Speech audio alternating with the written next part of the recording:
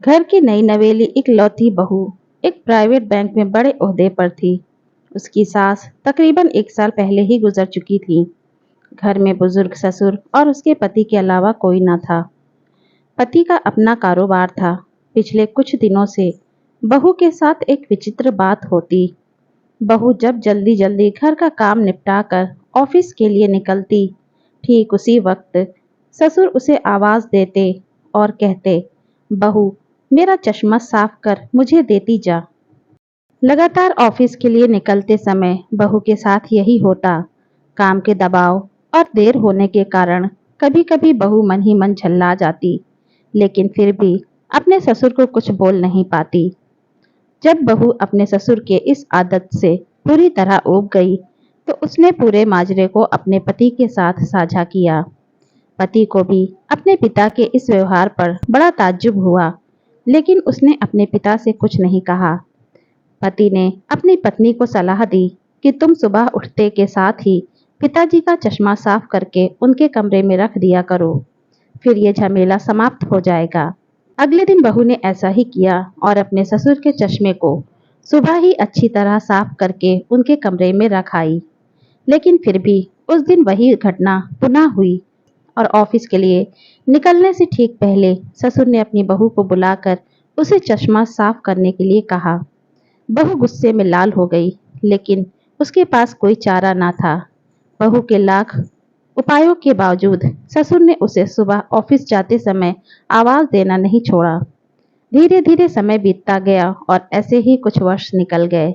अब बहू पहले से कुछ बदल चुकी थी।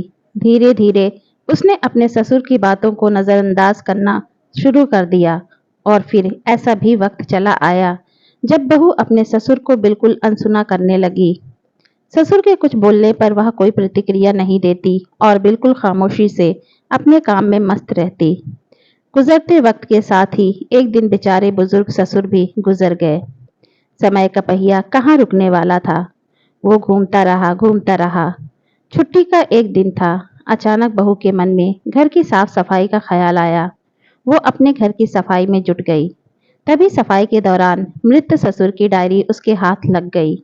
बहू ने जब अपने ससुर की डायरी को पलटना शुरू किया तो उसके एक पन्ने पर लिखा था, आज की इस भागदौड़ और बेहद तनाव व संघर्ष भरी जिंदगी में घर से निकलते समय बच्चे अक्सर बड़ों का आशीर्वाद लेना भूल जाते हैं, जबकि बुजुर्गों का यही आशीर्वाद मुश्किल समय में उनके लिए ढाल का काम करती है।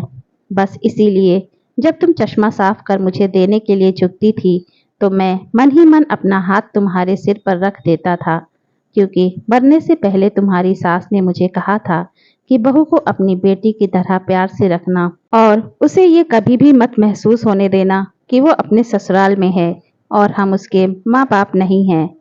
उसकी छोटी मोटी गलतियों को उसकी नादानी समझकर माफ कर देना। वैसे मेरा आशीष सदा तुम्हारे साथ है बेटा। डायरी पढ़कर बहू फूट फूट कर रोने लगी। आज उसके ससुर को गुजरे तकरीबन 2 साल से ज्यादा समय बीत चुके हैं, लेकिन फिर भी वो रोज घर से बाहर निकलते समय अपने ससुर का चश्मा साफ कर उनके टेबल पर रख दिया करती है, उनके अनदेखे हाथ से मिले आशीष की लालसा में।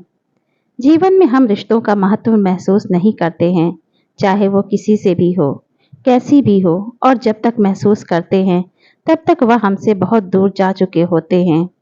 इसलिए रिश्तों के महत्व को समझें और उनको सहेज कर रखें।